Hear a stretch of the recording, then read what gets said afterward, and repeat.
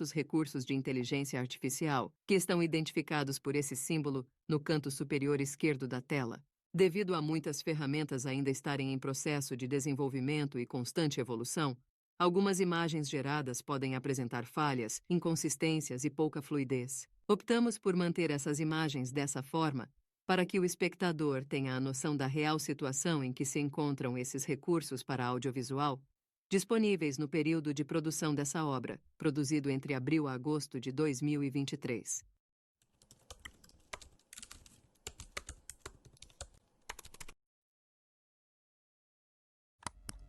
Eu tenho uma ferramenta, mas eu tô pronto para essa ferramenta? Você precisa dos humanos fazendo um tipo de gestão disso, senão o negócio vai naufragar. Mais de 1.000 especialistas pedem uma pausa nos estudos, temendo grandes riscos à humanidade. Ela vai gerar empregos ou ela vai tirar empregos? Diz que 300 milhões de empregos estão ameaçados pelo avanço da inteligência artificial. Ou a gente acompanha esse ritmo de desenvolvimento das máquinas e coloca a humanidade nesse desenvolvimento delas. Pesquisadores da Unicamp usaram essa tecnologia para mapear com precisão os danos causados pela Covid-19 nos pulmões dos pacientes infectados. A gente sabe que a legislação ela não segue no mesmo passo. Na União Europeia, parlamentares debatem hoje como regulamentar a inteligência artificial. Hoje a gente está na era da informação, mas que ao mesmo tempo torna-se algumas coisas muito complicadas para as pessoas. O fotógrafo conseguiu enganar jurados usando inteligência artificial para ganhar um prêmio. Como é que a gente delega para alguém que não é humano tomar decisões pela gente? Ninguém sabe responder essa questão. E quem disser que sabe, não está falando a verdade para a gente.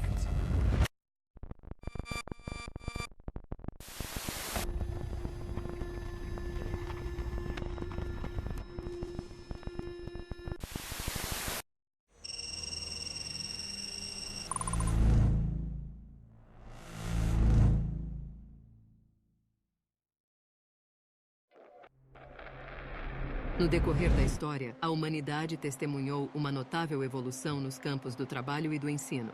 A Revolução Industrial marcou o surgimento de fábricas, a especialização de tarefas e a criação de uma estrutura hierárquica nas organizações. Simultaneamente, os avanços na educação foram impulsionados pela necessidade de preparar a força de trabalho para enfrentar demandas em constante mudança. No entanto, foi a era digital que desencadeou transformações ainda mais profundas. As tecnologias digitais abriram portas para a conectividade global. Contudo, no cerne de nossa existência, somos movidos por impulsos contraditórios. Nossa curiosidade inquieta nos leva a explorar, a desvendar os enigmas do mundo, mas também nos leva a buscar conhecimento visando lucro. Somos seres complexos, impulsionados por uma intrincada combinação de motivações altruístas e egoístas, o que impulsiona a humanidade. O que é essa ganância? Esse é um ponto interessante. Há uma confusão do que é ganância com ambição.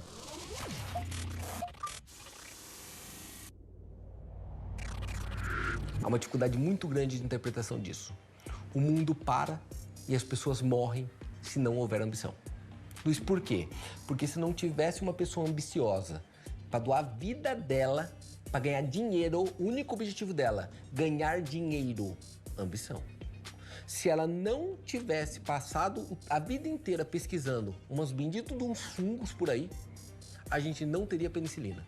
E se a gente não tivesse a penicilina hoje, a expectativa de vida da humanidade seria muito menor. A gente vive mais porque algum ambicioso conseguiu criar a penicilina. Ao mesmo tempo que nós estamos falando agora de inteligência artificial, que foi criada com um único motivo e um único objetivo, dar dinheiro para alguém, senão ele não teria feito essa programação. Você entende? E agora a gente vai conseguir ter muito mais produtividade na vida por isso. A gente está aqui gravando com uma câmera e a gente vai postar isso na internet. Duas coisas que não existiriam se não existisse um humano querendo ganhar vantagem através da confecção disso.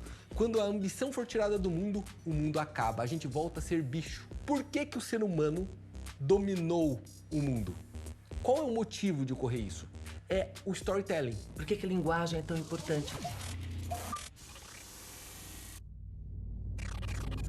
Se você for olhar por que o ser humano conseguiu dominar a agricultura, que foi muito importante para a nossa evolução, porque a gente dominou a linguagem oral, a gente desenvolveu a linguagem oral. A fala começou a ter limitações para você transmitir conhecimento. É um momento de Big Data, né? Eu falo que a gente vive Big Data já desde o início da história da humanidade.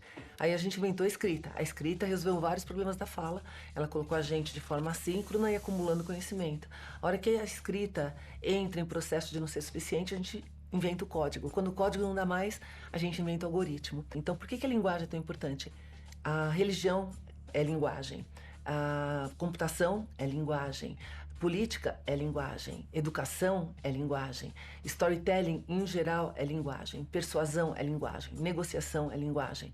A coisa mais poderosa do mundo é a linguagem. A única diferença entre os homens e os ratos é que os ratos, quando eles aprendem ao longo da vida que ratoeira machuca e o queijo é bom para comer e etc., quando ele morre, o conhecimento dele morre com ele. Quando um novo rato nasce, ele tem que aprender isso tudo de novo. E o ser humano não, esse conhecimento não morre com ele. Ao ponto de, quando a gente nasceu, a gente já sabia que tinha que escovar os dentes. E não aprendeu isso sozinho, entendeu? Alguém já está passando esse conhecimento para ti toda hora. Então a gente acabou evoluindo muito mais do que qualquer outra espécie, né? Só que em todos os outros processos, a partir da hora que a gente inventou a máquina, a gente falava a língua da máquina que a gente inventou. A gente falava binário, a gente começou a falar comando, a gente começou a falar... A partir da hora que a IA fala a língua da gente, a gente inverte a relação de quem está falando com quem. O problema não é a tecnologia em si, tá? Ou como você age com ela. O problema é que a gente é simplesmente produto de uma revolução. Como assim? A gente é produto da Revolução Industrial. Pense, quando estava no feudalismo, o acordo era um. Então tinha o chefe lá, que era o senhor feudal, você trabalhava para ele em troca de uma parte da produção. Você tem que imaginar que o próximo ponto da Revolução Industrial, nós temos que convencer pessoas a sair lá do sítio e vir para a cidade para ficar preso 12 horas por dia numa sala insalubre, sem janela nenhuma e num lugar extremamente contaminado. E vender a vida 12 horas por dia. Não se esqueça que naquela época a expectativa de vida era de 35, 40 anos de idade. Imagina você passar grande parte da tua vida preso numa sala. Como que convence, Luiz? Não convence. Tá, e como que faz? Educa. O desastre, no final das contas, é a educação do jeito que ela é feito. A escola é uma desgraça. Como assim, Luiz? Porque a escola que a gente conhece foi feita para produzir operário. E como que é um bom operário? Um bom operário é aquele que é disciplinado, segue horários, segue regras, não pensa e cada vez faz mais. Escrevia carta na mão, o cara escrevia uma. Eles inventaram a máquina de escrever, agora o cara escreve 10. Inventaram agora a digital, agora o cara escreve 50. Inventaram o computador, agora ele escreve 1000. Ele continua sendo um operário, ele continua sendo uma ferramenta. E isso não é ensinado. Por que não é ensinado? Por um motivo. Se eu ensinasse um aluno a pensar, ele ia ser crítico a hora que ele fosse para o ambiente da fábrica. Nós somos produtos de ter que seguir o que o outro pensa do mundo. A gente foi criado simplesmente para dizer amém e ser recompensado com uma nota ou com dinheiro no final. É assim leis, é assim política, é assim mercado financeiro e todo o resto. Por isso que tem um chefe para 100 funcionários. Por isso que tem uma estrela para 1000 seguidores. O mundo não é para quem pensa. E agora a gente está delegando o pensamento para uma máquina. O ser humano, ele chegou num nível que ele precisa criar um novo problema o tempo todo.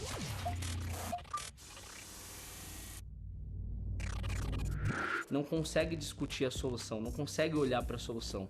A maioria das pessoas buscam por liberdade, mas elas não sabem o que é ser livre. Por quê? Porque eu não fui preparado para isso. Eu fui preparado para ser escravo, eu fui preparado para cumprir ordem, eu fui preparado para cumprir regra, para cumprir horário, chefe, carteira de trabalho, pressão. Eu não fui treinado para ser livre. Eu consigo dedicar 8 horas todos os dias da minha vida, durante 10 anos dentro de uma empresa e ser disciplinado fazendo isso constantemente para ganhar um salário que muitas vezes ele acha que ele merecia ganhar mais. Só que quando é para fazer para ele mesmo e ser disciplinado para ele, para o resultado dele, para a família dele, ele não consegue. Ou seja, ele não foi treinado para ser livre, mas ele é treinado para ser funcionário, ele é treinado para executar. Então, eu tenho uma ferramenta que ela é poderosíssima, mas eu tô pronto para essa ferramenta? Eu tô pronto para colocar ela e só rodar para mim? Ou eu vou conseguir dar um jeito de estragar ela também. Então a gente está vivendo um momento em que a IA pode ajudar a gente a viver a maior revolução cognitiva da história. Eu acredito que a gente está num momento muito mais poderoso do que as revoluções anteriores, porque ou a gente vai para um momento, para uma revolução cognitiva sem precedentes, ou a gente vai escalar e amplificar os problemas que a gente já tem na humanidade hoje. A gente não resolve só com tecnologia, né? Uma criação que desafia a fronteira entre ciência e imaginação. Uma ferramenta poderosa ou algo mais que nos faz questionar a própria essência da inteligência humana? O que é realmente a IA? Tem duas linhas básicas.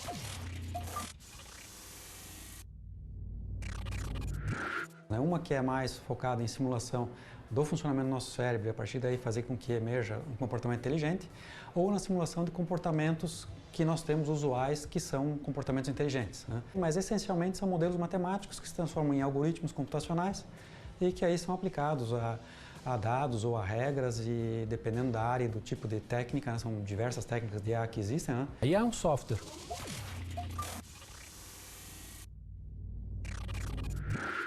É muito confuso quando você fala inteligência e artificial, são duas palavras que não ajudam a entender. IA é um software. Só que ela não é um software qualquer, né? É como se fosse um software 2.0. Só que eu estou falando da diferença entre a carroça e o carro, né? Os dois são meios de transporte, mas a diferença é brutal. E quando você fala isso, fica fácil entender o impacto dela. Por quê? Porque absolutamente tudo à nossa volta tem software, né? A tua geladeira tem software, né? O seu atendimento ao cliente tem software. Você, quando cria um produto ou um serviço, você usa muito software, né? Absolutamente tudo que a gente faz, seja em produtos ou serviços, tem software. Se a IA é um software 2.0 com uma diferença brutal para o que era antigamente, a IA vai ter impacto em tudo. E absolutamente tudo que a gente faz hoje da maneira tradicional sem IA virou medíocre, porque alguém vai estar fazendo isso melhor, mais confortável, mais econômico, mais seguro, mais sustentável usando IA. Então, o impacto dela vai ser tremendo em qualquer área ou qualquer subdivisão que a gente discuta, porque absolutamente tudo à nossa volta pode ser melhorado. Software is eating the world. Né? O software está comendo o mundo. E agora a gente está mudando um pouco essa frase, né? Software is eating the world and AI is eating software. Né? Porque a inteligência artificial está literalmente, né, comendo o software.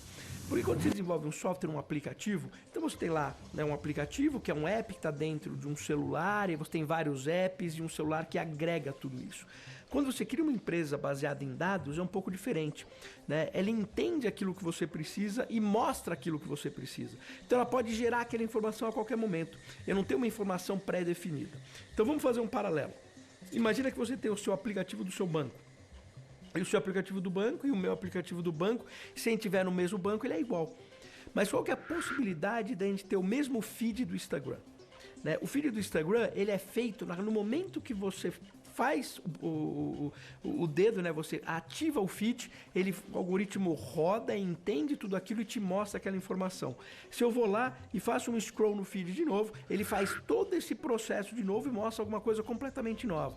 Então, o que a gente percebe com isso? Né? Você vicia muito mais no Instagram do que você vicia, por exemplo, no seu aplicativo do banco. Então, a gente já consegue perceber que, num futuro muito breve, você não vai ter mais um celular com uma série de aplicativos. Não faz sentido, você não usa esses aplicativos. Né? Na verdade, o teu celular vai ser baseado em AI, onde ele vai estar mostrando aquelas informações que você usa e que você precisa naquele momento. E ela vai estar ativando, puxando essas informações de uma série de fontes diferentes e trabalhando isso para você. Né? A inteligência artificial torna aquilo que é passivo, né? Por exemplo, uma App Store cheia de apps que você precisa ir lá e ativar em algo ativo. Quer dizer, ela vai ativando as coisas que você precisa constantemente, porque ela tem o seu histórico, né? Toda a sua base de dados. O que a inteligência artificial faz? Ela vai pegar as variáveis, né, dadas e as variáveis observadas. Então, as variáveis dadas eu posso pegar um grupo de clientes, por exemplo, e indicar para eles investirem em determinadas ações. Mas vai ter as variáveis observadas, onde cada cliente vai escolher determinados ativos. Por exemplo, se eu indico 20 ações, nem todos os clientes vão comprar as 20 ações, ou eles vão escolher determinadas ações com base em preferências, conhecimentos e por aí vai. Então, é isso que a inteligência artificial faz, né? Ela olha para as variáveis que a gente dá para ela e ela consegue olhar, por exemplo, eu não gosto de investir em empresas estatais, por exemplo, né? E com base nisso, ela consegue entregar o que é mais o seu perfil. O que é arquitetura? É o senso comum que a gente tem. A arquitetura do prédio, a arquitetura da sala. Não, é como os elementos que compõem essa técnica se configuram. Como é que você arruma aqueles elementos, né? Então, ela tem um conjunto de arquiteturas, a categoria que se chama IA preditiva, que foi o que predominou essa última década, e ela tem outras arquiteturas para o que se diz IA generativa. Eu vejo às vezes na mídia o pessoal falar de IA da geladeira, do carro, como se fosse a mesma IA do ChatGPT ou qualquer uma outra. A gente tem inteligência artificial com machine learning e deep learning, que você usa as redes neurais.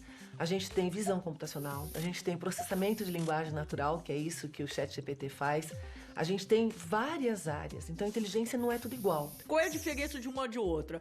A técnica é a mesma, é um modelo de probabilidade, mas IA preditiva ela só faz previsão e a generativa, além de previsão, ela sintetiza, ela gera texto, imagem, vídeo e código. A gente tem algumas tecnologias que são reestruturantes do planeta, que já estão em movimento há pelo menos uma década, que são as tecnologias da quarta revolução industrial, que não são mais tendência. A IA é a principal delas, então a inteligência artificial, internet das coisas com IoT, Big Data, robótica, nanotecnologia, blockchain, impressão 3D e computação quântica.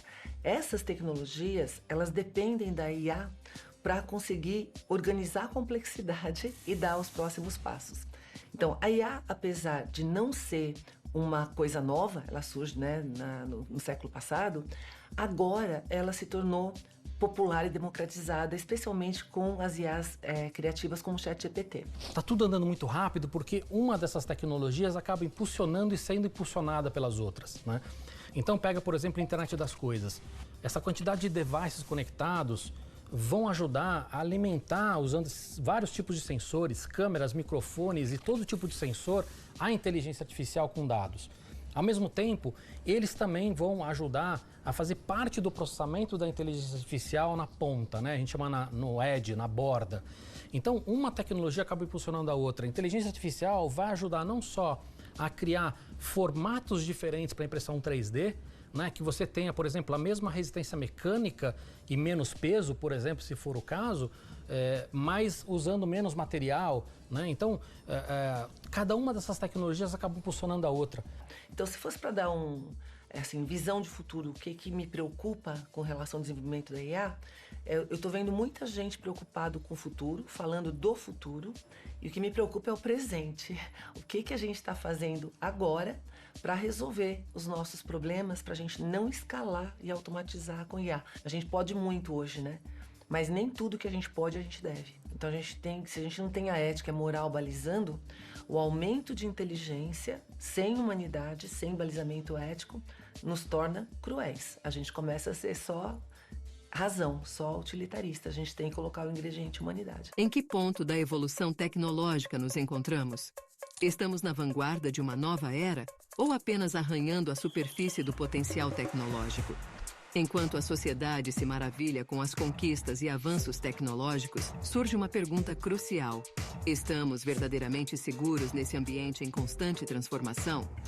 Os dilemas éticos da inteligência artificial, eles são bastante complexos.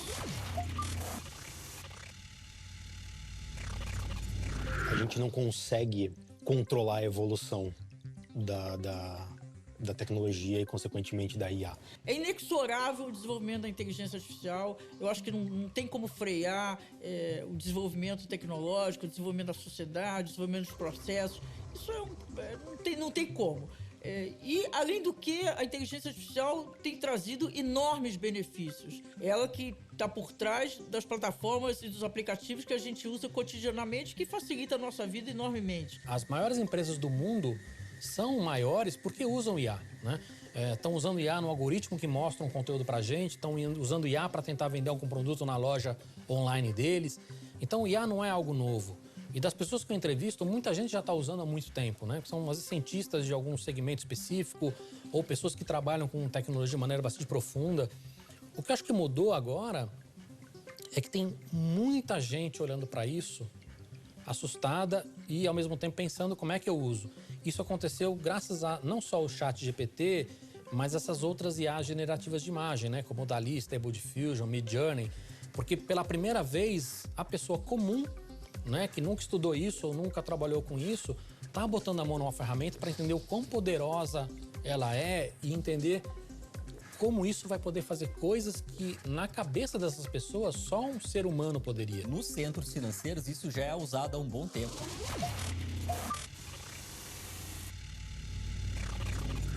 Os gestores já utilizam isso há um bom tempo para fazer análise, para buscar notícias, para analisar balanço. Eu acho que a grande diferença agora é a gente buscar as empresas que conseguem se adaptar melhor e utilizar a inteligência artificial. Para mim, o mundo está se guiando basicamente entre as empresas que conseguem utilizar a inteligência artificial e otimizar e gerar mais resultado, mais valor para os clientes, aquelas empresas que vão ficar para trás e não conseguem utilizar isso. E essas que não conseguem, para mim, vão morrer. Eu acho que também tem uma maneira de você fazer a leitura para quem é investidor nesse quesito. Qual empresa tem capacidade de se adaptar a esse novo mundo que está surgindo? Nós temos primeiro duas divisões principais de empresa. São empresas que são analógicas e aí por isso elas passam pelo processo de transformação digital. E isso tem a ver com a qualidade de dados que ela vai gerar para alimentar modelos de inteligência artificial, e empresas que são nativas digitais. Então as empresas que são nativas digitais, elas têm foco e qualidade de dados aplicadas a maior probabilidade de sucesso. Então você pega empresas, por exemplo, do segmento financeiro, onde praticamente o que se tem são dados, você começa a ter utilização muito forte para parte de controle de fraudes. Como já era conhecido, toda a parte de análise de crédito, indicação de produtos, isso também acaba sendo modelos de clusterização e modelos que podem ser entendidos como IA também, executando e sugerindo próximas ofertas, né? Então, mercado financeiro, mercado varejo, né, onde você está ali trabalhando com opções do que encontrar, o que buscar, como chegar num mercado mais customizado para o cliente. Os bancos, eles fazem tudo como um ciclo, assim. O primeiro ciclo era, tem um banco, tô atendendo um monte de gente. Daqui a pouco um tem mais dinheiro que o outro, tem que dar um atendimento personalizado para esse cara. Então eu criei o gerente de banco. A gerente de banco vai lá e dá um atendimento personalizado para as pessoas que têm um pouco mais de dinheiro, os que não têm ainda tem que ir lá no caixa. Depois ele percebeu que muita gente tinha muito dinheiro e que ele ia ter que botar muito gerente de banco. Então o que ele fez? Criou o caixa de autoatendimento. Aí lá você ia lá naquela maquininha, faz o seu depósito e tal, nanana. Mas depois ele percebeu que o cara que tem muito dinheiro não quer ir no caixa de autoatendimento, ele quer uma coisa personalizada. Daí ele foi lá e fez o quê? Criou esses private, select, bababá. Agora ele viu que assim, tem muita gente no private select, não sei o quê, vamos criar um aplicativo agora de celular, onde o cara possa fazer o que ele quer, da forma que ele quer, sem ter que falar com ninguém. No fim das contas, é sempre um ciclo entre automação, personalização, automação, personalização. Algumas áreas estão aí, já mostraram pra gente que funciona e que o ciclo é esse, e entre outras não aprendemos ainda, por exemplo, no comércio exterior, ao ponto de dizer, agora a gente tá um pouco na área da automação, a gente já personalizou muito nessa área. Agora tá na área assim, vamos automatizar e fazer um pouco mais de eficiência para daqui a pouco buscar uma personalização melhor, mais avançada, ou até de fato com a real necessidade do cliente em si, específico. As pessoas, elas gostam da personalização.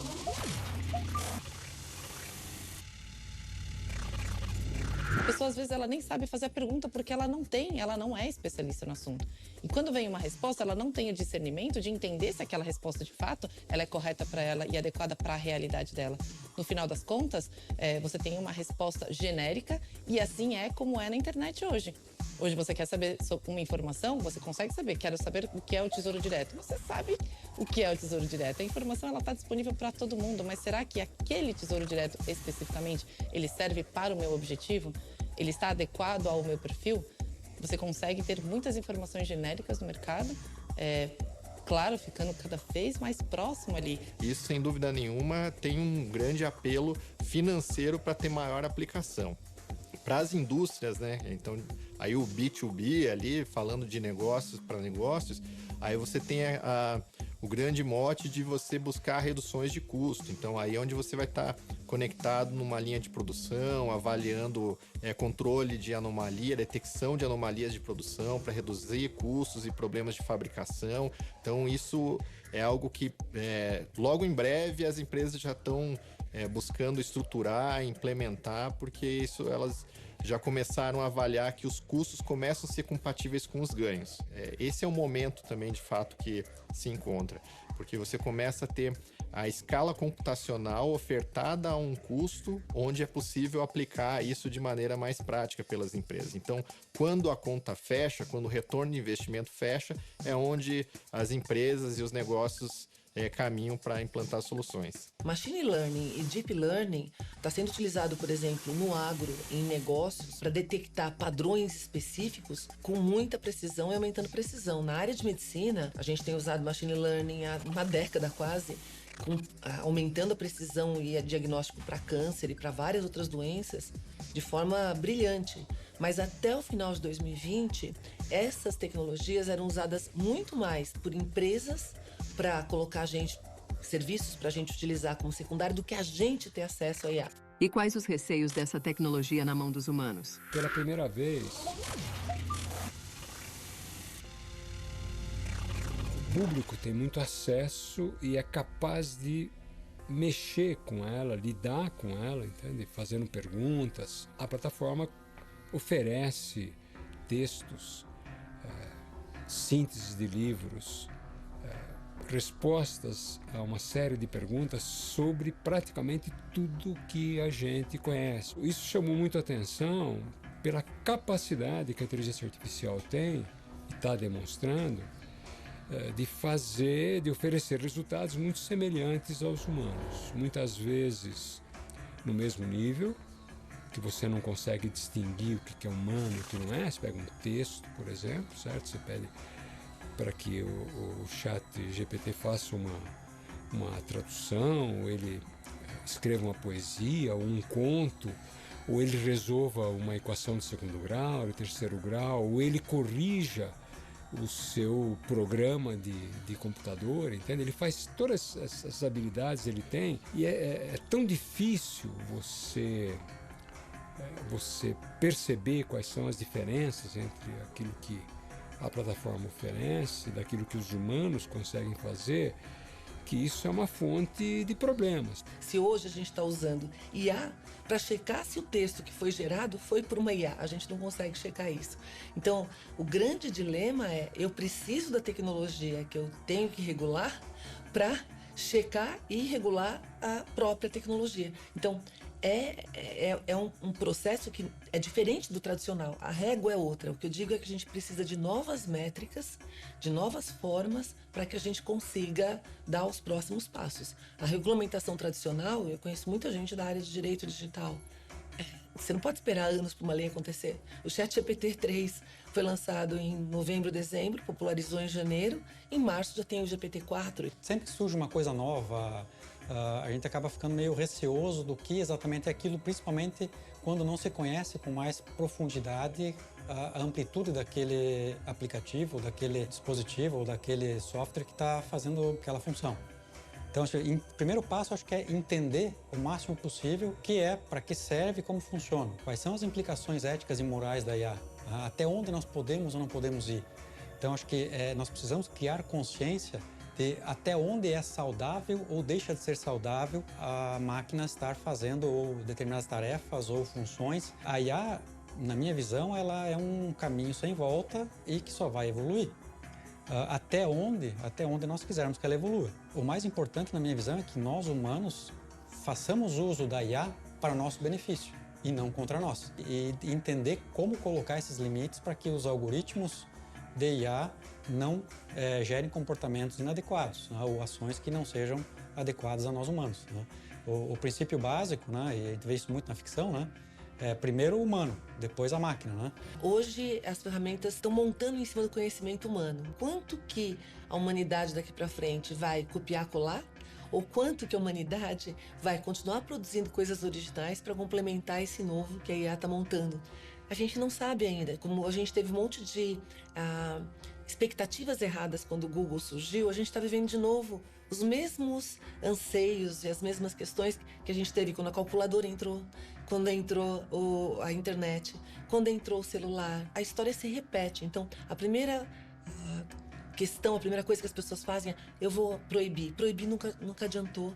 Então, é entender como funciona, tentar utilizar da melhor forma e estabelecer critérios para isso. Nós aceitamos a tecnologia no nosso dia a dia, nós somos moldados pela tecnologia nas nossas relações pessoais, na nossa forma com o trabalho. Então, de certa forma, a gente anseia por mais facilidade, né? Por mais tecnologia. Só que o receio disso é que as pessoas tenham cuidado de qual a fonte dessa tecnologia, qual a origem dessa tecnologia, para que elas não sejam o produto dessa tecnologia. Assim como foi feito com as redes sociais, onde você é o produto dessa rede, né? Você está ali entregando os dados, você está alimentando isso. Você fez isso de forma voluntária. E você vai acabar sendo e usando isso de forma voluntária. Da mesma forma que a gente está conversando aqui com os celulares aí em cima da mesa, ouvindo de repente o que a gente está fazendo, daqui a pouco...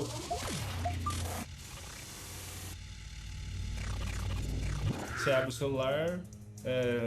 Por exemplo, conversando sobre iluminação aqui, vai aparecer propaganda de iluminação. Principalmente, por exemplo, assim, ó, você pega uma inteligência artificial hoje, e que eu fiz esse teste, você coloca lá, tenho tantos anos, peso tanto, minha altura é tanto, minha rotina diária de alimentação e treino é isso, aquilo. O que você acabou de entregar ali? Seu perfil quase completo. E os seus costumes diários, rotina de treino, alimentação e tal. Daí você escreve assim, ó, me monte uma dieta assim, assada. Daí tudo bem, ele tá montando. Mas antes dele montar, ele já tem tudo que você come, a sua rotina, o que você treina, e a gente joga tudo ali. Quando você usa um recurso de linguagem natural, como o ChatGPT, e está ali colocando documentos à disposição, links, as suas perguntas, isso, na verdade, traz um conceito de um escritor e professor do MIT chamado Thomas Malone, de supermente. O conceito das supermentes faz com que não seja essa relação tão simples de humano e máquina, e sim o humano num looping de desenvolvimento junto com o potencial de uma máquina. Até a parte de investimentos.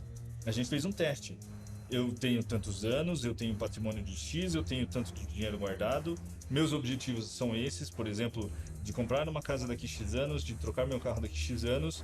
Haja como um consultor de finanças, e me deu uma indicação, por exemplo, aonde investir. E ele deu X% da sua carteira vai ficar em CDB, X% em tesouro direto, X% em renda variável, que são ações.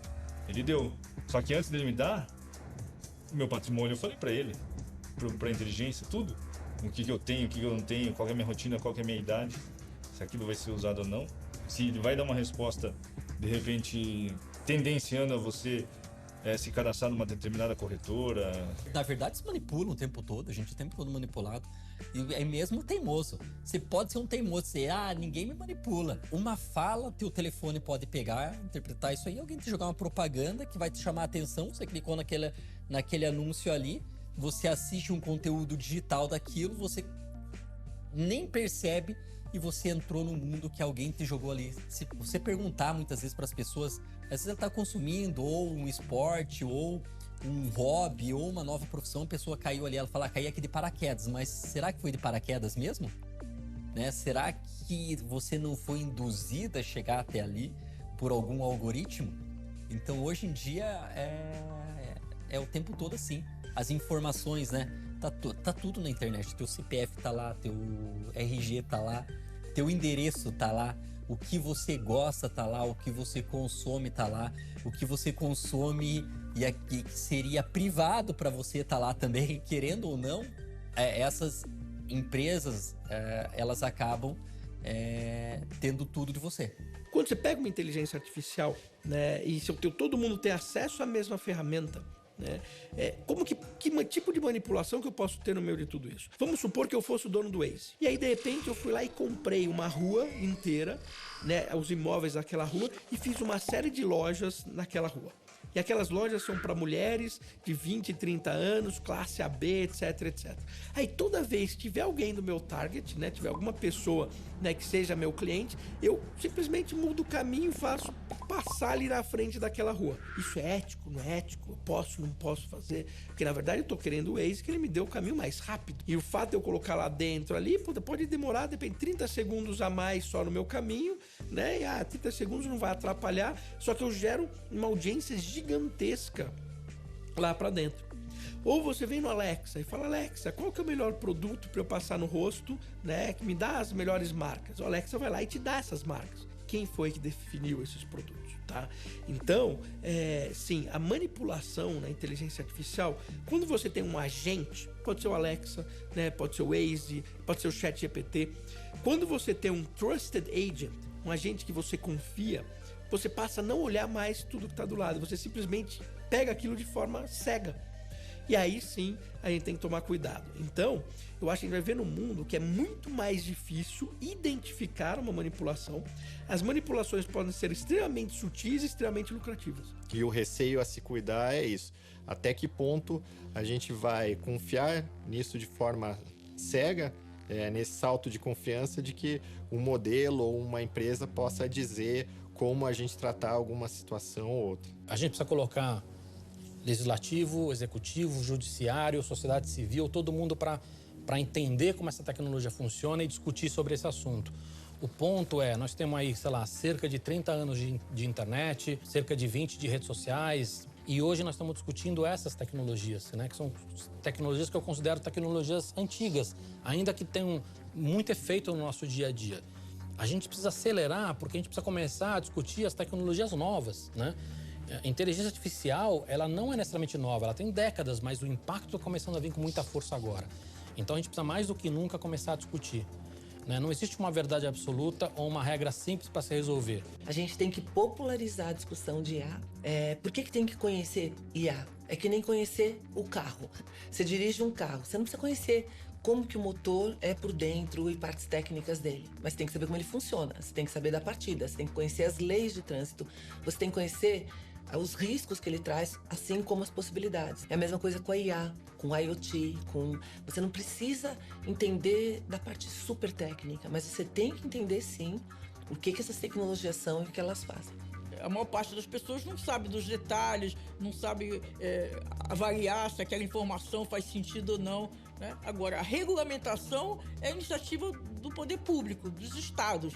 Então, o que cabe ao poder público, o Estado, é criar essas diretrizes e tentar, da melhor forma possível, como é que você reduz os danos. O que eu defendo é que a regulamentação e a fiscalização seja setorial, né? Então, porque um dos desafios da implementação da inteligência artificial é que quando qualquer implementação, você está lidando no mínimo com dois domínios. O domínio do campo da inteligência artificial e o domínio de implementação, né? Então, as questões ligadas, por exemplo, ao uso da inteligência artificial na educação é distinto da área de finanças, que é distinto da área de segurança, que é distinto da justiça. Se você cria uma agência geral, quem são essas pessoas que vão ter a capacidade de regular e fiscalizar todas as implementações de domínios tão distintos entre si? Nós precisamos saber para onde olhar. Saber para onde olhar no sentido de, eu não sei de que maneira essa inteligência artificial foi programada. Então, eu, enquanto usuário, gostaria de saber como isso aconteceu, como os dados que eu informo para ele, eles são revertidos em respostas que me auxiliam. Eu gostaria de ter acesso a esse tipo de informação. A inteligência artificial vem sendo discutida em relação à regulamentação no Brasil desde 2019. Nós estamos em 2023 e ainda não temos uma lei específica em relação à inteligência artificial. Então, eu acredito que não haverá algo extremamente rápido. Cada vez mais terão ações envolvendo esse tipo de discussão.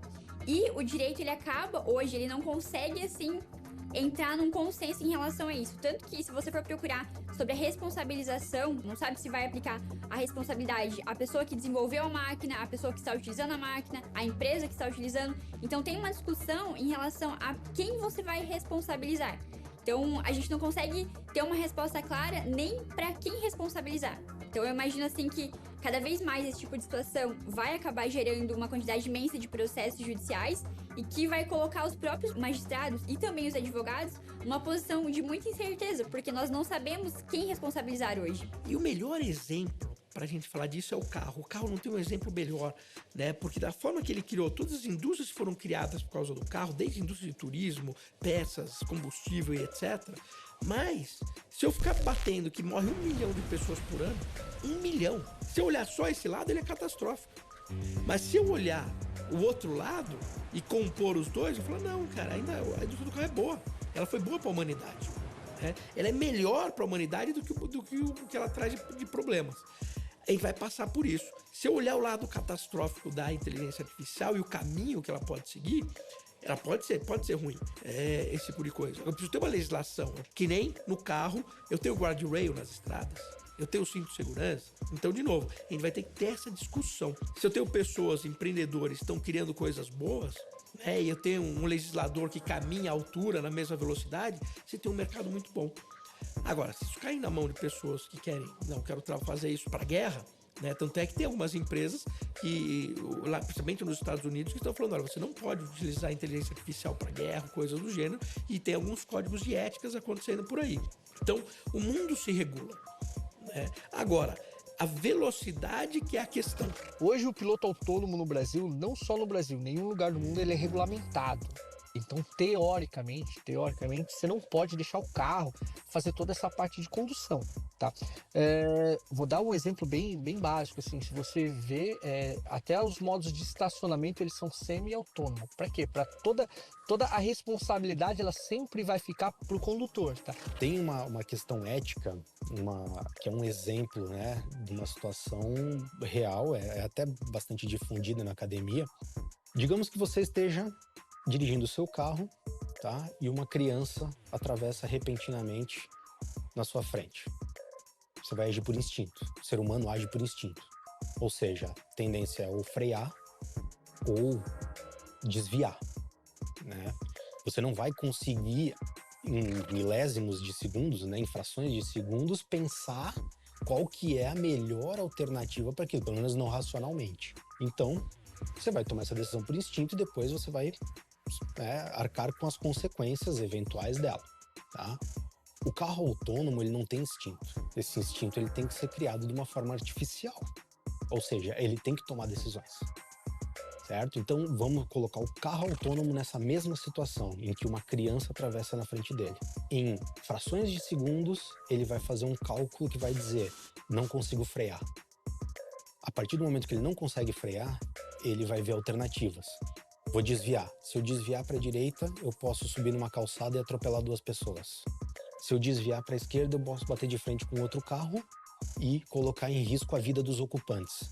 Qual outra alternativa? Não tenho. Ele vai ter que fazer uma escolha. E essa escolha, ela vem de um algoritmo programado por alguém. E aí, quem que você escolhe morrer? O carro, ele toma decisão baseada nos sensores do carro e nas câmeras do carro, né? Então eu acho que assim, ó, que para cada situação essa decisão vai ser diferente, porque, óbvio, sempre ele vai tentar salvar todo mundo, creio eu, tá? Mas, se o sensor tiver um pouquinho mais para cá, ou a velocidade tiver 1 quilômetro de diferença, tudo isso pode fazer diferença na decisão que o carro tomar. O carro, ele sempre vai proteger quem tá dentro e tentar não atropelar alguém. Então, por exemplo, se fosse um muro, eu acho que ele ia bater no muro, entendeu? Para não atropelar a pessoa, mas não...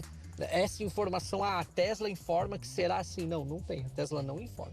Então nós temos diversas questões éticas e morais dentro da inteligência artificial aí que precisam ser respondidas. E existem pesquisas, né, sendo desenvolvidas justamente como forma de calibrar algoritmos nesse sentido. Do tipo, perguntas que para nós são ofensivas, né, num cenário normal. Do tipo assim, se você tivesse que escolher, você não tem outra alternativa a não ser escolher a morte de uma criança e de um idoso, quem que você escolhe? Se você tivesse que escolher a morte de um homem ou de uma mulher, quem que você escolhe? E assim, né, sucessivamente. N perguntas nesse sentido. Por quê? Com base nisso vai se criar um modelo de informações que vai te falar, olha, o carro vai escolher tal coisa. E eu acho que esse tipo de dilema ele se aplica em todas as outras áreas da inteligência artificial em maior ou menor grau. Né? E a gente tem que entender que são escolhas. Né? Nós vamos estar escolhendo quem vai morrer. Quando nós tratamos de questões relacionadas a crimes, né, nós temos aí crime de injúria, difamação e tal, já previsto no Código Penal. A gente não precisa criar um novo crime para aquilo que acontece na internet. Tudo bem, a extensão é maior, então vamos pensar em aumentos de penas, né, quando acontece nesse meio e tal, como já tem previsão em vários outros casos. Agora, vamos pensar fora da caixa, vamos tentar, né, entender que aquilo que se faz no digital, muitas vezes tem correspondência no mundo natural. Eu tenho a LGPD para olhar, eu tenho o Marco Legal das Startups, eu tenho o Marco Civil da Internet. Eu não tenho algo sobre inteligência artificial, eu tenho algo sobre dados, sobre internet, sobre startup, sobre essa atuação na internet, mas eu fico muito à mercê, principalmente, da LGPD. Então eu vejo que a LGPD acaba sendo um mecanismo de proteção para o usuário. É preciso ter cuidado com a utilização de dados sensíveis. A LGPD realmente ela vem ajudar para que você tenha uma preservação do uso dos seus dados. Existem boas práticas para evitar isso. Então, a anonimização de dados, a criação de dados sintéticos, tudo isso pode ser utilizado. São técnicas que você pode fazer a utilização para criar modelos de inteligência artificial sem ter que avançar essas barreiras ali, essa questão legal. O Brasil tem o LGPD, que é a Lei de Proteção de Dados, tá? Que ela é extremamente rígida, ela segue o mercado europeu, que também é rígido. Que, de certa forma, traz uma desvantagem perante os Estados Unidos e China, que trabalham com uma quantidade de dados muito maior. E a inteligência artificial precisa de dados para ela ser uma inteligência artificial. Então, eu tenho o meu robô crawleando, pegando as informações de livros, etc. e tudo mais, e montou aquilo. Aqui no Brasil, pela LGPD, eu não poderia. Então, eu, brasileiro, posso usar o ChatGPT, mas eu não posso criar o ChatGPT. Olha que interessante. Então, a gente precisa evoluir em termos de legislação para entender os problemas do presente e do futuro e não se basear nos problemas do passado. Então, a legislação ela se baseia num problema do passado. Né? Não estou falando que a gente não tenha que cuidar dos dados das pessoas. É óbvio que a gente tem que cuidar. É muito importantíssimo isso. Só que dados é o novo petróleo. Né? Então, eu tenho todas as empresas estrangeiras usando os dados no Brasil, coletando esse petróleo aqui no Brasil, executando tudo isso, e eu, como brasileiro, não posso. Poderiam todas essas questões éticas impedirem o desenvolvimento da IA? Sempre foi assim. Veja, a gente teve, nas revoluções industriais passadas, século XVIII, XIX, a gente teve grupos que se formaram muito fortes. Eles chegaram a sabotar máquinas, entraram em enfrentamento com forças policiais, entende? Durou muito tempo, né? Tentando segurar o movimento. Acho muito difícil que consigam, que tenham êxito, porque se você consegue num lugar, em outro lugar você desenvolve as tecnologias. Depois que o gênio está fora da lâmpada, ninguém consegue pôr ele de volta. Esses grupos existem. Nesse exato momento que a gente está conversando, tem um movimento muito forte em Hollywood, que é um grande centro cinematográfico nos Estados Unidos, reivindicando imediatamente direitos de propriedade sobre uma série de atividades que essas máquinas já conseguem fazer. Por exemplo, se você pedir para o ChatGPT ou qualquer outro similar, certo? Um roteiro de filme, ele vai dar para você um roteiro de filme. Ele faz, e muitas vezes faz um bom roteiro de filme. E se não for um ótimo roteiro de filme, no mínimo é um roteiro de filme que te ajuda a pensar um bom roteiro de filme. O problema é que você é capaz, se você der o tema e se você orientar o ChatGPT, ele vai buscar inspiração na fonte original. Você fala assim, olha, eu gostaria de ter um roteiro parecido com o Hitchcock, o que ele fez, ou um roteiro como o Spielberg, naquele filme específico. Ele vai buscar, e o que acontece é que ele acaba fazendo uma montagem com informações que estão disponíveis na internet, por exemplo, sem identificar a fonte, né? E ele acaba fazendo uma montagem de textos que foram produzidos por humanos, por outras pessoas. E a questão da propriedade intelectual é uma das questões que ainda não tem solução à vista. Teve um campeonato de imagem nos Estados Unidos de pinturas lá, e aí ganhou quem fez um Midjourney, né? Aí entrou todo mundo lá contra, falou, não, peraí, isso não é arte, campeonato de arte o cara faz no computador, aqui a gente tá fazendo à mão, né? Aí a discussão é, o que é arte? Arte é a minha habilidade de desenhar ou a minha capacidade de expressar sentimento? O que é arte é uma definição já que tem as suas controvérsias, né? A princípio, nós humanos tendemos a dizer que qualquer coisa artística ou criação é advinda do humano, né? Quando nós colocamos uma máquina para fazer um quadro, para fazer uma música, para compor alguma coisa, ele naturalmente está se baseando em coisas que ele já viu, que ele já conheceu, né? Aí talvez a pergunta seja, um artista humano, ele faz isso também ou não? É só criação de coisas que veio na mente dele, ele nunca viu isso em lugar nenhum, nunca tentou, ou ele usa? Eu tenho uma tendência a acreditar que os algoritmos continuem reproduzindo comportamentos humanos. Então, assim, até que ponto eu posso dizer que é ou não é a arte algo feito por uma máquina, por um computador? Eu acho que depende muito mais da definição que se usa do que propriamente do resultado daquilo que tem, né? O que eu posso dizer, sim, eu posso achar bonito ou não achar bonito, eu posso gostar de uma música ou não gostar de uma música feita por um computador. Agora, dizer que é artístico ou não, eu acho que depende muito mais do conceito que se usa do que propriamente do resultado que está se obtendo. Hoje ainda é tudo muito novo. Então, eu falar em regulamentação de inteligência artificial, sim, necessito de uma regulamentação que supra a todos os questionamentos envolvendo a inteligência artificial. Mas eu também não posso esquecer que a máquina, quanto mais dados eu fornecer para ela, o aprendizado de máquina, por exemplo, ela vai tendo uma certa autonomia. E essa autonomia pode fazer com que ela seja prejudicada considerando determinada atuação do ser humano. Então eu vou precisar, sim, de uma regulamentação que também proteja a máquina. Até porque, quando nós olhamos em direito autoral, por exemplo, nós protegemos a obra do criador. Então, se eu protejo uma obra de um criador envolvendo propriedade intelectual, envolvendo direito autoral, por que não proteger uma máquina que tem uma criação humana?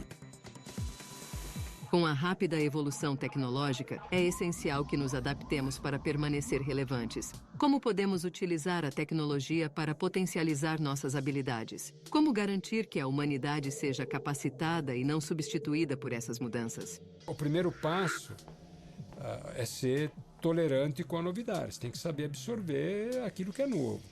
O segundo passo é tolerante com a ideia de quem está ao seu lado. Por quê? Porque a atividade de inteligência artificial não é uma atividade de uma disciplina só. Veja, eu sou sociólogo e sou um dos coordenadores de um centro de estudos com mais de 200 pesquisadores, mas eu trabalho com gente que programa, eu trabalho com engenheiros, com físicos, matemáticos, químicos, psicólogos, cientistas sociais, com neurocientistas que são de outra área, com médicos, entende? O nosso centro, por que ele é assim? Porque a inteligência artificial, ela precisa cada vez mais dos recursos de outras disciplinas. Você não consegue enxergar a sua evolução e a sua implantação e a sua execução sem vários olhares. Os problemas éticos que traz dificilmente serão tratados apenas por engenheiros. Se quem desenvolve sistema de inteligência artificial somente fizer a pergunta, eu posso fazer isso, nós vamos ter problemas. A pergunta é, eu posso e eu devo. Porque eu posso muito bem fazer alguma coisa que leva a tragédias para todo mundo. Será que eu devo fazer esse algoritmo que tem esse poder? Pergunta mais simples, direta. Será que a OpenAI, que é a empresa da Califórnia que lançou o ChatGPT, teria direito ético de lançar um produto tão pouco maduro como ela lançou? O que está acontecendo hoje, a argumentação dela é que eu tinha que lançar para receber o retorno dos usuários para melhorar o que eu estou fazendo. É como se eu dissesse, nós viramos todos porquinhos da Índia, certo? Como antigamente se usava nos laboratórios, porquinhos como cobaias, né? Nós somos o produto, eles estão utilizando aquilo que nós estamos dando. Claro, num certo nível, todos os algoritmos são feitos assim.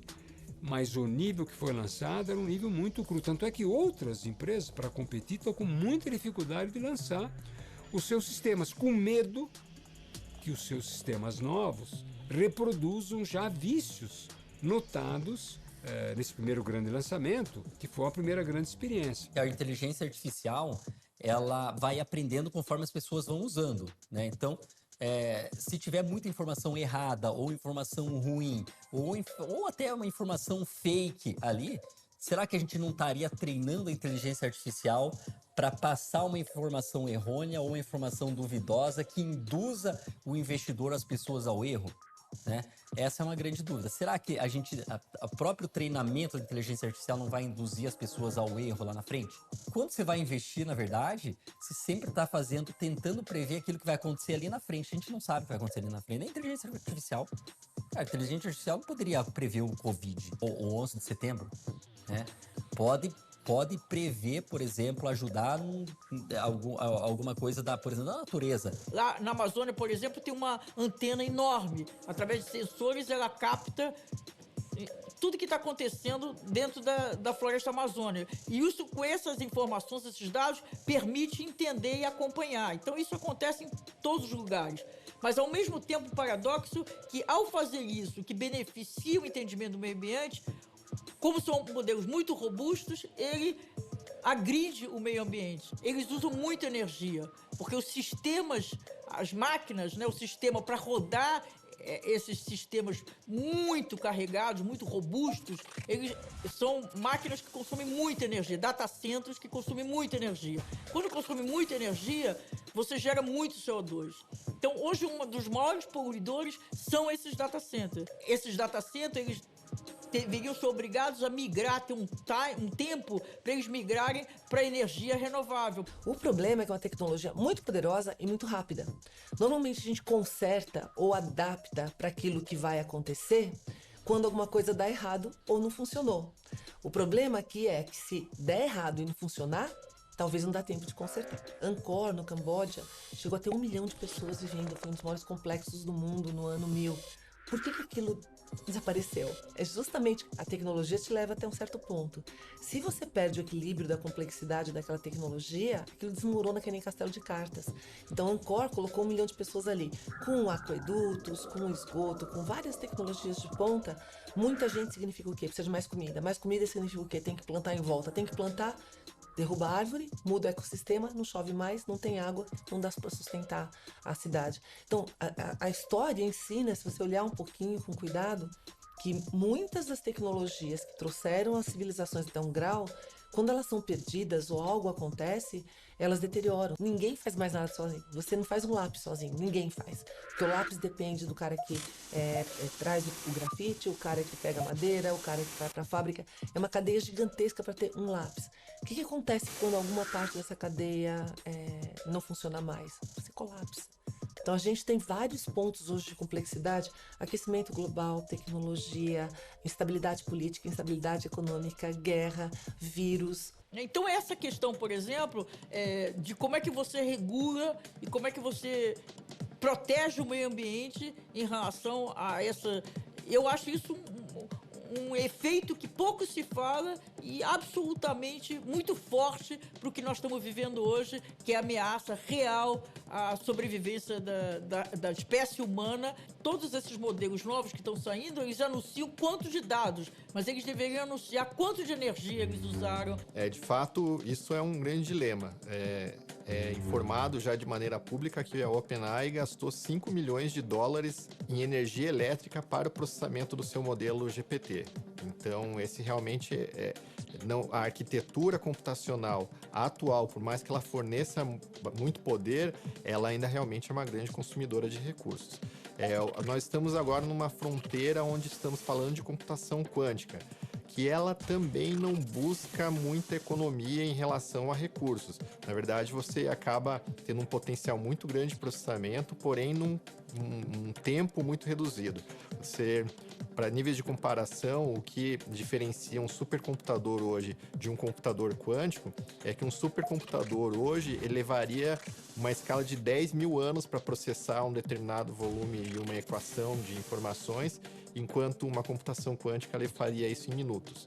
Então, é claro que em computadores quânticos eles acabam tendo um gasto e um cuidado muito maior aí em relação à parte de consumo de energia, mas esse vai ser um dilema onde ele realmente não vai trazer muito equilíbrio inicial.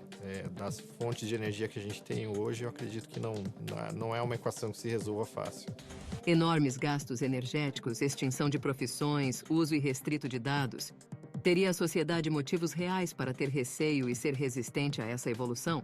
A gente precisa ter o cuidado para que esse receio não seja a barreira do avanço, né?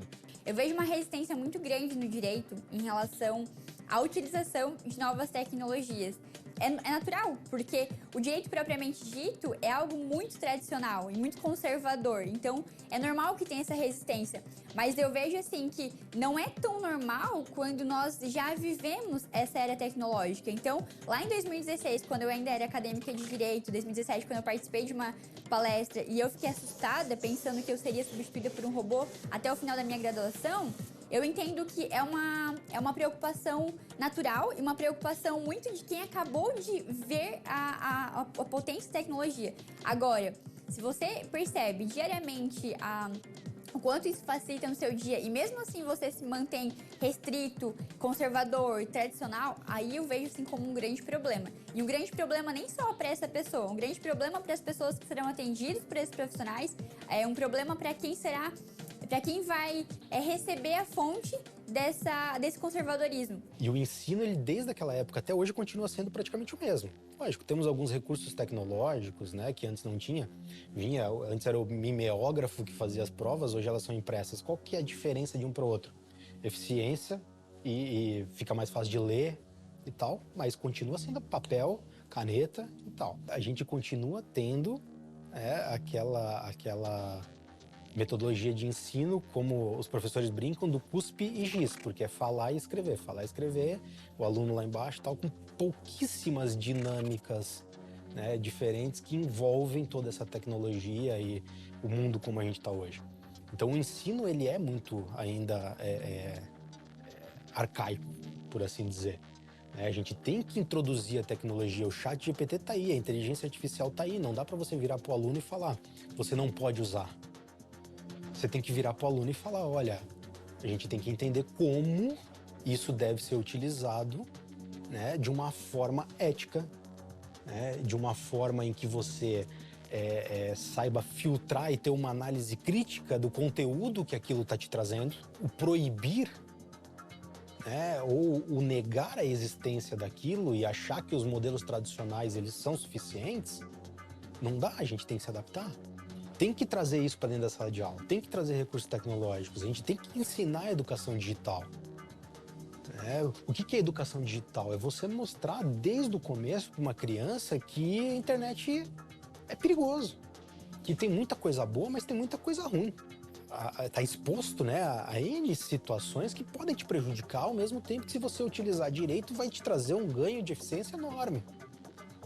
E isso eu sinto falta hoje no ensino, porque as crianças elas aprendem sobre tecnologia pegando o celular do pai e da mãe, um tablet, e explorando aquilo muitas vezes sem nenhum tipo de orientação. E essa orientação primeiramente tem que vir de casa, educação digital, né? E também nas escolas com a utilização de novas tecnologias, né? Das tecnologias que vão fazer com que seja ambientado ali já desde pequeno o bom uso daquilo. O que eu vejo é que os bons cursos, as boas instituições estão trabalhando no sentido de ensinar os seus acadêmicos, os seus alunos, a aprender qualquer conteúdo dentro da sua área, né? E não ficarem limitados àquele conteúdo apresentado pelo professor em sala de aula, porque o conteúdo está evoluindo muito rápido, né? Algumas coisas são clássicas, não tendem a mudar muito rapidamente. Mas as coisas mais atuais, principalmente tecnológicas, mudam numa velocidade muito grande. Então, o que eu aprender hoje, daqui 4 anos, pode não ser mais realidade. Se eu não tiver a capacidade de continuar aprendendo e me adaptando às novidades que vêm, eu vou ficar parado no tempo. E aí, a minha função, efetivamente, vai deixar de ter necessidade. Há uma tendência, já há algum tempo, de ter currículos mais flexíveis, né? Que eles possam ser trabalhados com mais flexibilidade, temos regras institucionais aí do próprio MEC que limitam algumas coisas, né? E as instituições de ensino todas elas têm que seguir essas regras, né? Mas existem algumas liberdades que podem trabalhar. E eu acho que essa dinâmica de tornar os próprios currículos um pouco mais flexíveis é o que está começando cada vez mais a fazer diferença na formação final. A escola que a gente conhece já desapareceu. As pessoas já perceberam. Claramente. Por quê? Porque o que ela te promete, ela não entrega. Ela te promete vida boa e vida segura. E ela não entrega mais. E o pior, ela cobra muito caro por isso. Ah, Luiz, mas eu fiz escola pública. Ela é gratuita. Se ela fosse gratuita, não precisava você pagar imposto. Essa é a maior lenda. Este é o primeiro passo. Tá? Vai mudar a forma de aprender. Só que é com a inteligência artificial que a gente conhece hoje? Não. Por quê? Porque a inteligência artificial que a gente conhece hoje, ela é uma réplica de como um ser humano pensa. Então é muito fácil, quando você pedir para a inteligência artificial hoje me dar uma aula, tá? Ou monta um plano de aula, ela vai pegar um plano de aula que já existe em algum lugar, copiar e passar para você. E você vai ser de novo, agora, através da inteligência artificial e não mais do teu professor, guiado a fazer a mesma coisa que teus pais fizeram antigamente. Este é o duro. Não há esse rompimento. Quando vai ver o rompimento? Quando ela tiver consciência. Porque quando a inteligência artificial tiver consciência e não pensar como um humano, quando ela for realmente disruptiva, aí muda o jogo. Porque daí ela vai entregar realmente aquilo que importa pra você. O que importa pra mim não necessariamente importa pra você. As minhas crenças não são as tuas. E uma inteligência artificial vai ser aquela em que ela funciona muito bem para o indivíduo.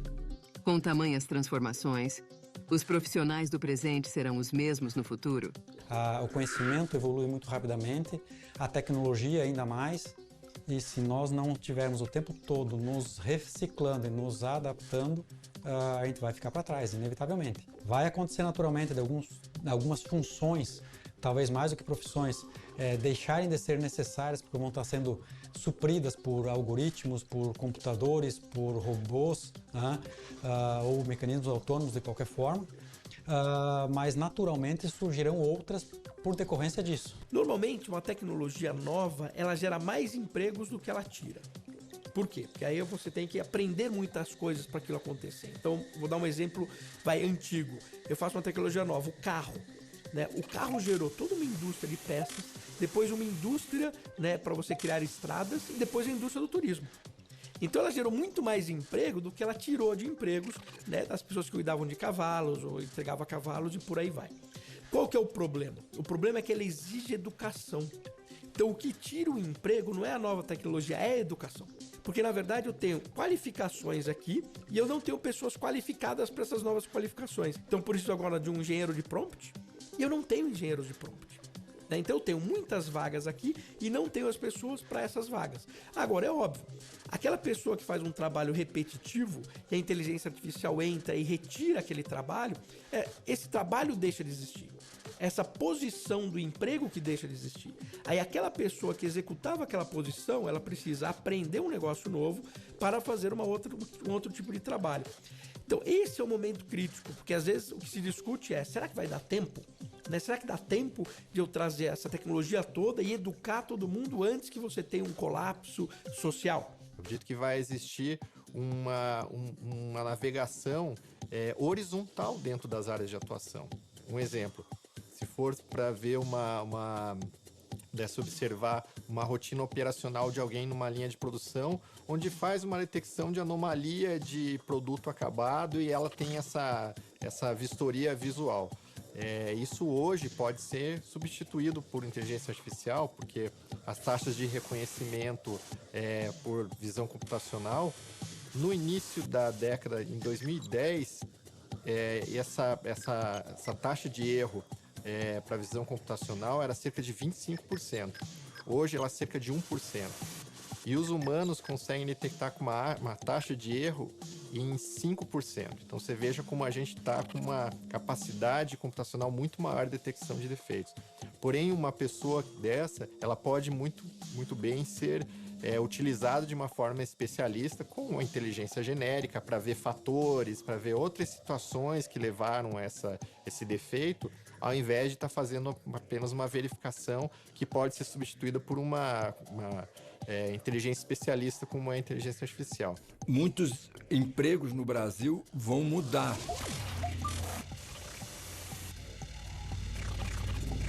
E a gente tem que entender qual que é essa dinâmica.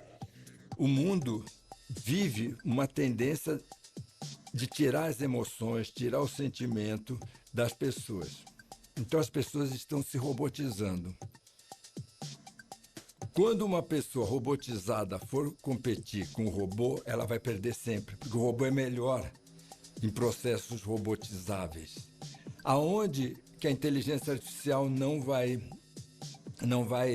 competir? Para quem tiver inteligência afetiva.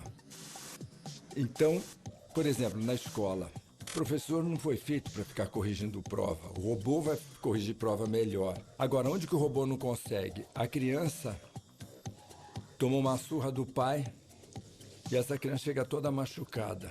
O robô não vai saber olhar essa criança, não vai saber acolher, não vai saber dar um abraço. O robô vai ser muito melhor para fazer diagnóstico, prognóstico e dar o tratamento para a doença. Onde que o robô não consegue? O robô não consegue no acolhimento. É a mesma coisa do que perguntar para uma turma, você gosta de lavar roupa? As pessoas vão falar não. Para isso inventaram máquina de lavar roupa. Agora, se alguém insistir de ficar lavando roupa, essa pessoa não vai ter lugar. Mas se essa pessoa aprender a utilizar os programas de inteligência artificial, colocando sensibilidade, colocando criatividade, essa pessoa vai ficar impagável. O cara tem que ser um intraempreendedor, que a gente chama, entendeu?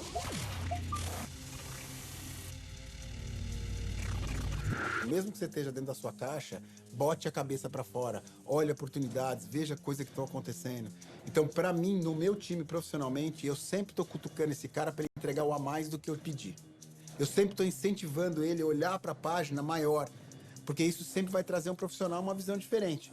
E foi assim que a gente construiu essa incansável busca pelo infinito. O que nós precisamos hoje para sair dessa traseira mundial em relação aos ganhos e benefícios para a inteligência artificial é um investimento em educação, investimento em uma regulamentação que seja mais ágil, adequada e, de certa forma, não feche tanto também as fronteiras para que isso possa ser evoluído. Os incentivos fiscais também, seja para a parte de formação, seja para a educação, como para a importação de tecnologia. Saiu o estudo do Fórum Mundial de Economia sobre a questão do impacto da tecnologia no trabalho. É um estudo agora datado como maio, agora de 2023. E faz uma comparação de 17 países em relação à empolgação do uso da inteligência artificial e o receio.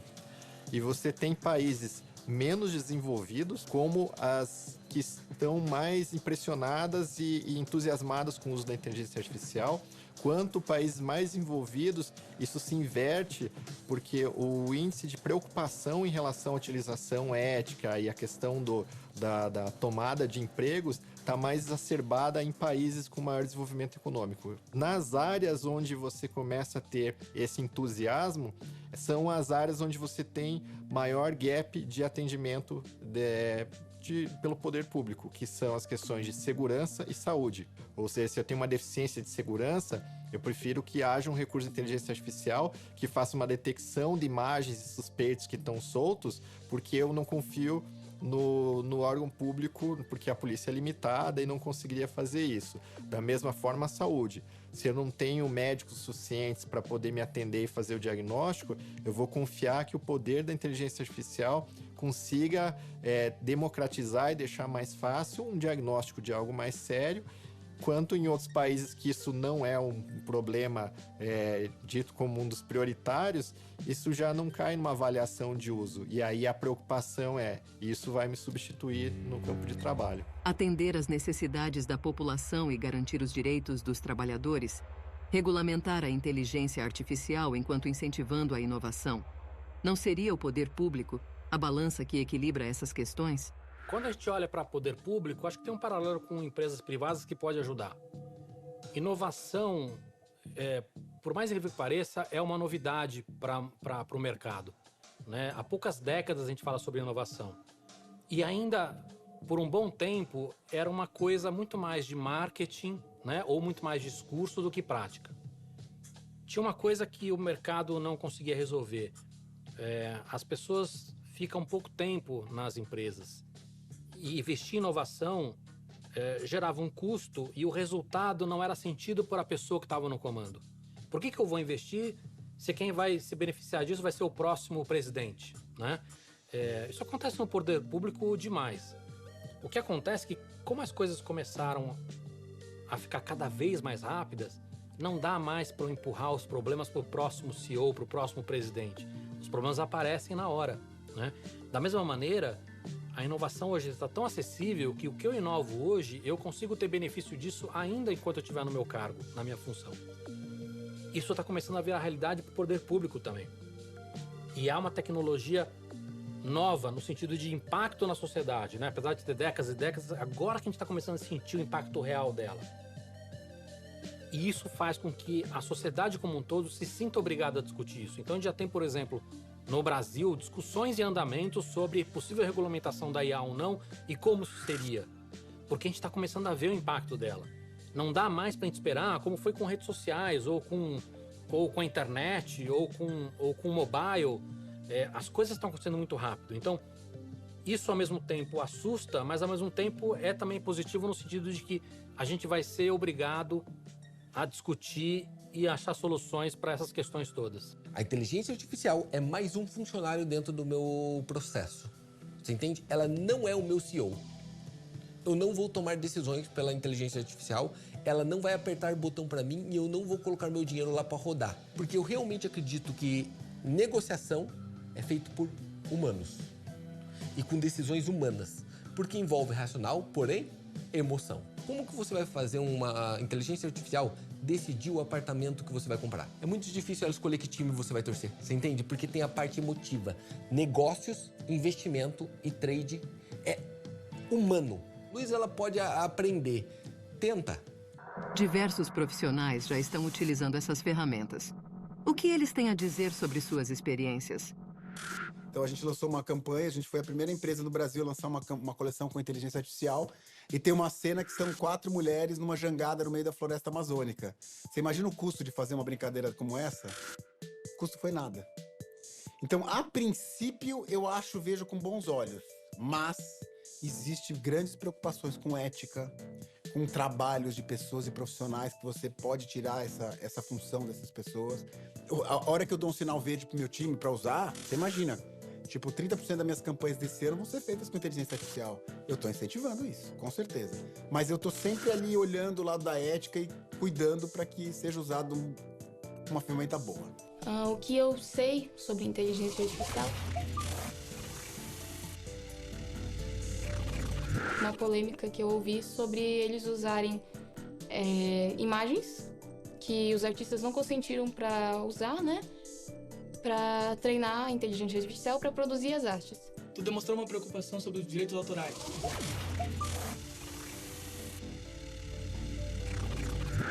Então a gente vai começar com o Adobe Firefly. A proposta é muito interessante porque eles só vão usar no banco de dados deles obras de artistas que enviaram a obra para ser usada nos aplicativos. E eles estão estudando uma forma de monetizar esses artistas. Inclusive, eles pediram apoio da comunidade de artistas para descobrir a melhor forma de monetização. Mas eu já vi sendo usado para coisas boas, como, por exemplo, expandir algumas artes. Além de criar as imagens, fazer as coisas que a gente tinha aprendido, ele pode continuar. Aqui nesse caso, a cabeça dela ficou meio cortada. Então eu poderia criar aqui em cima e escrever aqui embaixo o prompt. E tá aqui a geração, tem vários capacetes. Quanto tempo você demoraria para fazer mais ou menos essa imagem? Umas tantas horas aí arrumando, né? A gente gerou isso em 30 segundos. Pois é. A minha experiência com a inteligência artificial, eu pude experimentar 2 coisas, né?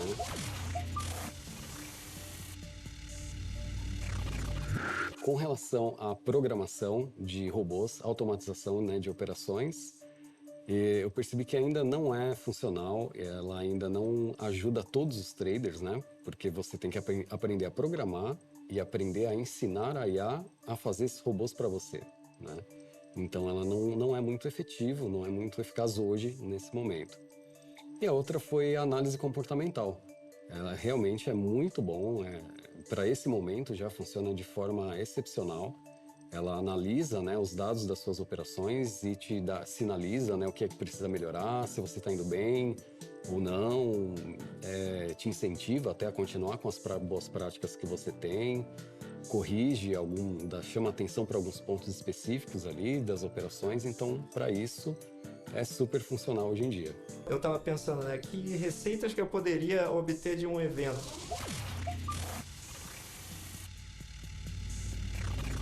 Então, entre aspas, numa conversa com o ChatGPT, surgiu uma situação que seria montar um evento paralelo.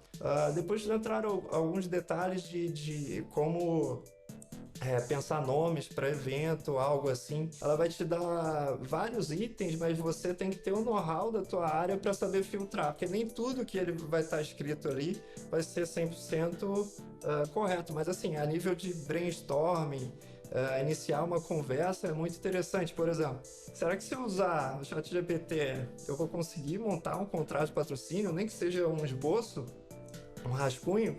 E saiu. Uma coisa que a inteligência artificial me ajudou muito é otimizar e maximizar o meu trabalho em 500%. Eu perdia muito tempo em código base, código que era pequenininho, que eu ia perder lá 1, 2, 3 horas, e é uma coisa que é só maçante de fazer. Eu chego agora no ChatGPT e peço aqui, eu quero uma tokenização de um token JWT em Python, que é a linguagem que eu uso para programar. Em 2 segundos eu tenho um código que eu demoraria às vezes 2 horas para poder fazer.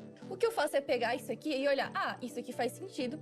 Eu pego ele, levo pro meu VS Code. No meu próprio VS Code eu tenho o Copilot, que é um sistema que pode me ajudar ainda mais a melhorar esse código que já tá aqui.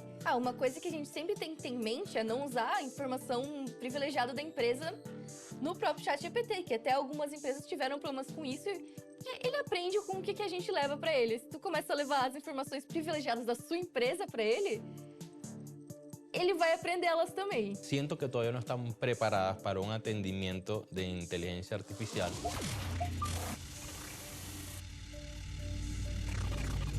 El latinoamericano precisa mucho de calor humano, de respuestas muy humanas, porque a ellos les gusta sentir una llamada, a ellos les gusta sentir que su asesor los está atendiendo de una forma cálida. Por ejemplo, en la respuesta no existe el hola, ¿cómo estás? No existe el hola, muy buen día, aquí estoy para ayudarte. Abrir la conversación no va directamente a tu problema. Primero, ¿qué hace el atendimiento? Hola, ¿cómo estás? ¿Cuál es tu nombre? Cuéntame. ¿Cómo te sientes tú en este momento dentro de nuestra mentoría? Ya en ese momento entras en contacto humano, ¿sí? Ya le das calor al alumno. Entonces, aquí ChatGPT te está haciendo muy directo. Dice, abre tu plataforma, vas aquí, vas a esta parte. ¿Sí? O sea, él te está un paso a paso totalmente lineal. ¿Cómo estás? ¿Cómo te va? ¿Cómo te sientes dentro de la mentoría? ¿Cómo te ha ido hasta el momento? ¿Cómo puedo ayudarte más a lo que ya te estoy ayudando? Y si te das cuenta, aquí ChatGPT no lo hace, incluso haciéndole una pergunta de dame calor humano. Mas eu acho que sim vai ter um momento que a gente vai ter que, entre aspas, se render e implementar também.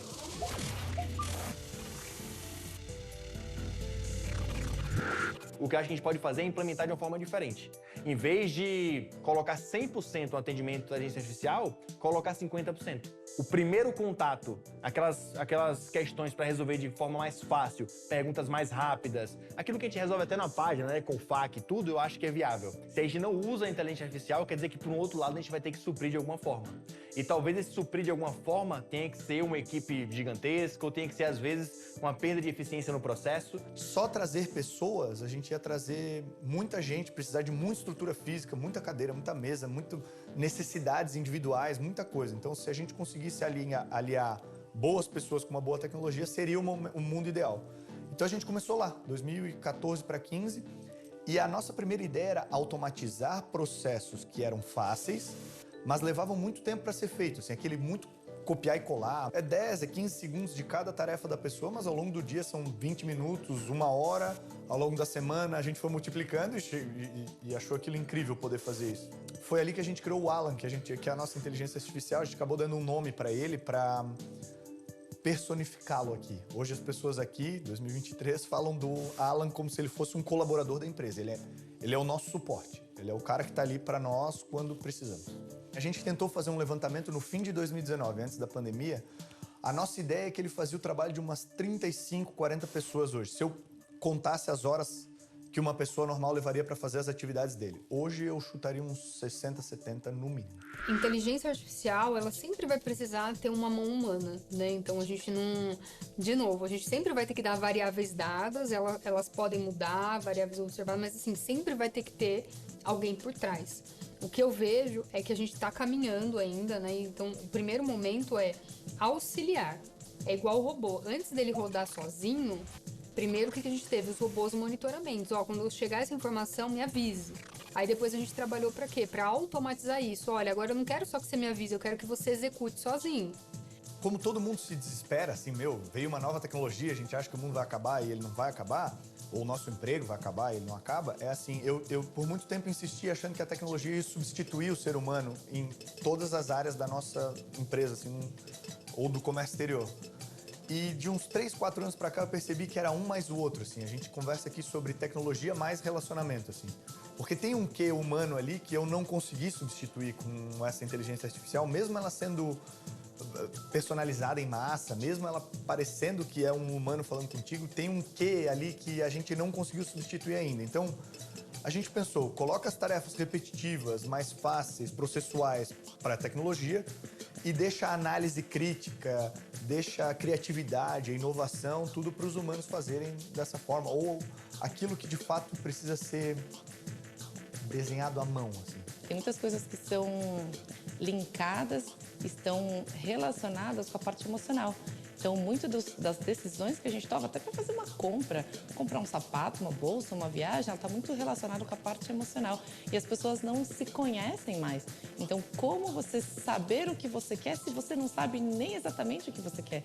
Você não sabe nem aonde você quer chegar. E isso é a percepção, né? Nem estou dizendo também que todos os profissionais talvez consigam ter essa sensibilidade, mas estou dizendo que o ser humano tem essa possibilidade, a máquina já não consegue, né? Então, eu acho que hoje a gente está na era da informação, mas que ao mesmo tempo torna-se algumas coisas muito complicadas para as pessoas. E essa insegurança faz com que a gente tenha muita gente deixando dinheiro, às vezes na poupança, deixando de ganhar dinheiro pela falta de conhecimento. Por que a maioria das pessoas não trabalham, não operam, não investem, Luiz? Tem medo. Por quê? Porque são ignorantes. Por que são ignorantes? Porque não foram educados. Por que não foram educados? Porque não é interesse da escola te educar financeiramente. Por quê? Porque se você for educado financeiramente, você começa a pensar.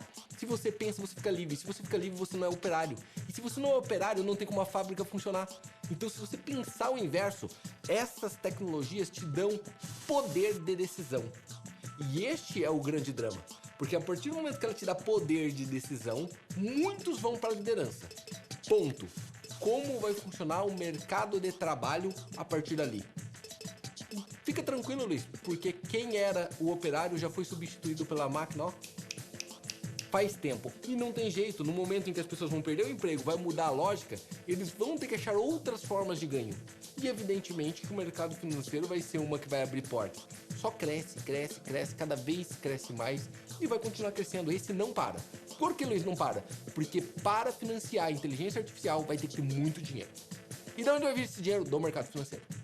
E para controlar tudo que ela vai criar, vai precisar de mais dinheiro ainda.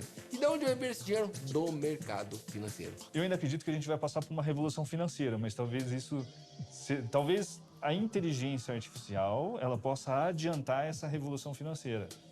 Porque da forma que é feito o capitalismo hoje, a impressão de dinheiro, eu acho que ela não vai perdurar para sempre, né? Eu não estou dizendo que vai acontecer daqui 10, 20, 30 anos, mas uma hora tem que ser feito porque do jeito que o sistema é hoje não funciona. Então talvez a inteligência artificial ela mude ou acelere os processos, assim como a pandemia veio para acelerar a evolução na internet em si, né? Eu acho que a gente vai se adaptar. Quando a gente fala assim de se reinventar, na verdade, quando você se reinventa, você está se preparando para oportunidades que vão aparecer, ou você vai fazer essas oportunidades aparecerem porque você está correndo atrás daquilo. Eu acho que a maior dica é assim como apareceu criptomoedas. Quem fecha os olhos para aquela novidade, de repente não está se preparando para uma grande oportunidade no futuro. E para mim, a inteligência artificial é a mesma coisa. Quem fechar os olhos para a inteligência artificial hoje, pode ser que não esteja se preparando para o futuro, pode ser que ela domine, pode ser que ela elimine tantos trabalhos tradicionais que a gente conhece, que se você não se atualizar, você vai ficar por último da fila no mercado de trabalho. Eu acho que isso é gestão do tempo, cara. A gente tem 24 horas, das quais muitas vezes a gente não tem nem prazer de viver. Velho, pega dessas 24 horas uma e se dedica a estudar, a se conhecer mais, a se entender quais são os seus medos, os seus traumas, o que te levou até aqui. Esse é o primeiro ponto. Segundo, onde que eu quero chegar? Fazer uma autorreflexão. Aonde eu quero chegar? Eu quero chegar aqui. Beleza. Pergunta. As pessoas que estão na tua base, as pessoas que você anda hoje, elas te impulsionam ou te puxam daqui para lá? Terceiro ponto. O ambiente modela as pessoas. Se você quer se preparar para o futuro porque você tem medo de perder o emprego, se você quer se preparar porque você não sabe aonde que está o conhecimento da inteligência artificial, ande num ambiente que as pessoas falam sobre isso. É mais fácil o ambiente que a gente está mudar a gente do que a gente tentar mudar o ambiente. Você entende? Então, medo, crença, medo de perder o emprego, medo do futuro, medo de não conseguir aprender, a gente muda andando num ambiente que não tem medo. O ambiente que vai para frente, o ambiente que testa, o ambiente que tem resultado. Se você está dentro desse ambiente, é questão de tempo para você ter o mesmo resultado também. Tu nunca debes de parar de aprender. Siempre tienes que aprender y aprender y aprender para poder entrar en esa rivalidad que va a existir entre la tecnología y el ser humano. Pero sí buscar nuevas opciones que te den la opción de decir, oye, yo no estoy al nivel de la inteligencia artificial, pero yo puedo hacer esto nuevo. Y están emergiendo nuevos puestos de trabajo a raíz de que los trabajos ya de fuerza puedes tener um combatiente como é a inteligência artificial. Então a gente tem que tomar muito cuidado porque a IA, ao mesmo tempo que ela democratiza uma série de coisas importantes, seja para você criar uma empresa nova, ou um emprego novo, ou uma profissão nova, ela também vai dar muitas armas para muita gente fazer coisas ruins. Ela vai evoluindo à medida que as pessoas vão utilizando ela e as informações que ela vai puxando da rede. Então, para mim, na minha visão, informação ruim vai ter o tempo todo. Ainda vai precisar do ser humano, um discernimento de uma pessoa de saber filtrar o que é bom e o que é ruim. Costumo falar, né, que a internet é uma das melhores invenções da humanidade. Trouxe muito benefício, mas também alguns dos malefícios ali, alguma coisa ruim que ela trouxe, é que ela dá voz aos idiotas também. Qualquer imbecil pode pegar um telefone, gravar alguma coisa e ter uma mentira como verdade, ou pregar uma fake news, ou alguma coisa assim. Quando a gente pensa como que era o mundo há 20 anos atrás, chega a ser assustador. Porque você pega milhares de pessoas assistindo televisão. Cara, tem alguém falando exatamente, guiando como que você quer que uma determinada parcela da população pense e como que ela fala. Hoje é um pouco mais democrático com a internet. Pelo menos a pessoa tem escolha. Se você é um jovem que está começando agora no mercado de trabalho, muito provavelmente pela sua idade, você não vai viver uma revolução que é a inteligência artificial. Você vai viver 2, 3 ou 4. Né? Porque essas ondas de revolução tecnológica, elas estão cada vez mais curtas, num curto espaço de tempo. O fato de você ser nativo digital não vale nada, ou vale muito pouco. Porque essa revolução dos seus pais é a minha, né?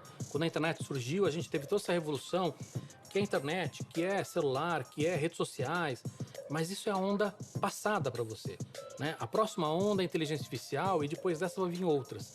Então, a primeira coisa é entender que você vai precisar estar sempre se renovando, sempre aprendendo, sempre se reinventando. Como é que a gente constrói o futuro? É com ações no presente. Então, quais são as questões do presente que a gente tem que enfrentar? Se a gente enfrentar, nós e como sociedade, corretamente as questões do presente, provavelmente o futuro vai ser melhor. Agora, se a gente ficar só denunciando, alertando sobre o futuro, a gente não está contribuindo para construir esse futuro. O futuro não é dado. Nenhum futuro é dado. O futuro é como é que a gente chega até lá.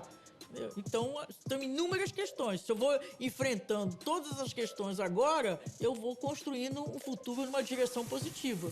Quando entram as tecnologias computacionais, redes sociais, etc., a gente, como humanidade, a gente tem um progresso maior. A nossa vida, em muitas coisas, é melhor, mas em muitas coisas, a gente tem uma sobrecarga maior, trabalha mais do que a gente trabalhava nas eras anteriores, para ter coisas que a gente talvez não precise. Quando você coloca um carro que acelera de 0 a 100 em 1 segundo, isso melhorou a produtividade dos carros? Isso melhorou a produtividade dos humanos dirigindo o carro? Não, porque a gente não faz isso. A gente não precisa acelerar de 0 a 100 em 1 segundo. E a gente tem semáforo que para a gente a cada não sei quanto tempo. A gente tem leis de trânsito. O que a tecnologia, na realidade, faz, ela entretém a gente o tempo todo. Você começa a ter coisas para fazer o tempo todo. E não necessariamente as melhores coisas. As melhores coisas dependem da seleção humana, do pensamento crítico, do que você deve fazer.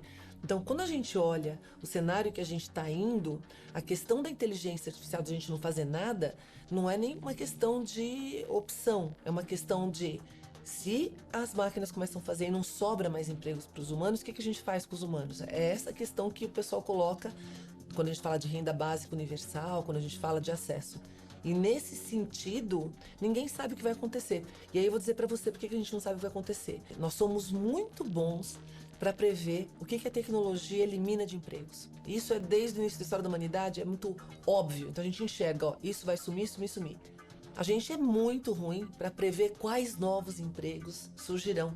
Se você pensar, quando o ser humano dominou a agricultura, foi a primeira vez na história da humanidade que a gente domestica a produção de alimentos. Ou seja, poucos conseguem fazer alimentos para muitos. Qual a primeira ideia que você tem? Um monte de gente vai ficar ocioso. Se meia dúzia de humanos planta para uma comunidade inteira comer, todo mundo vai ficar ocioso, não vai fazer nada, vai ficar todo mundo sem sentido para a vida.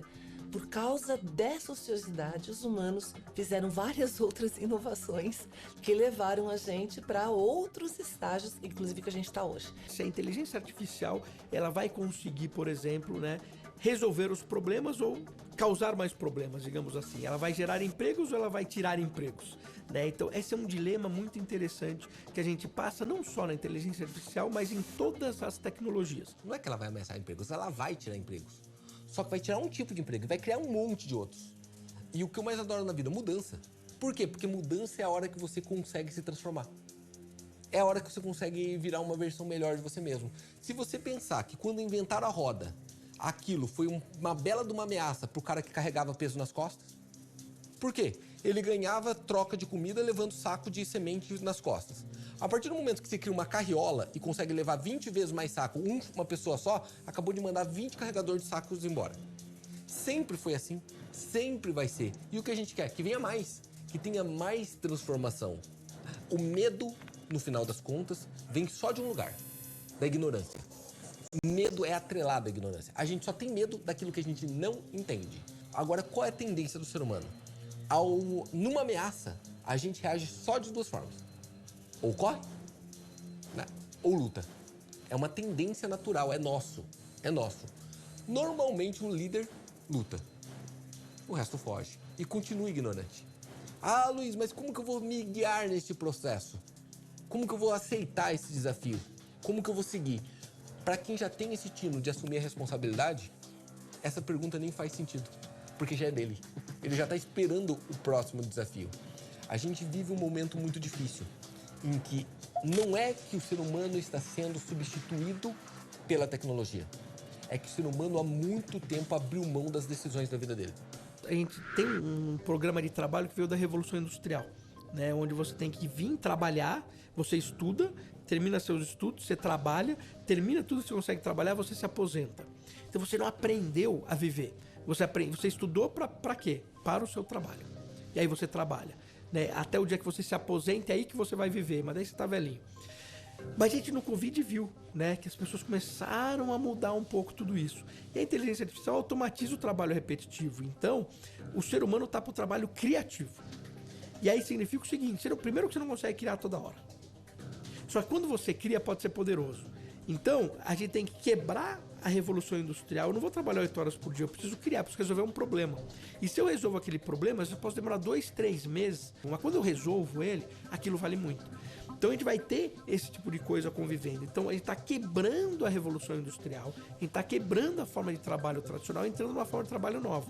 Uma forma de trabalho que pode ser híbrida, remota, presencial, não importa, mas ela já não é mais baseada em trabalho repetitivo, que é o chato. Ela é no criativo, e o criativo você não cria toda hora, não tem como. Então, a gente está falando hoje da AI acontecendo aqui nos servidores. Agora imagina com a computação quântica.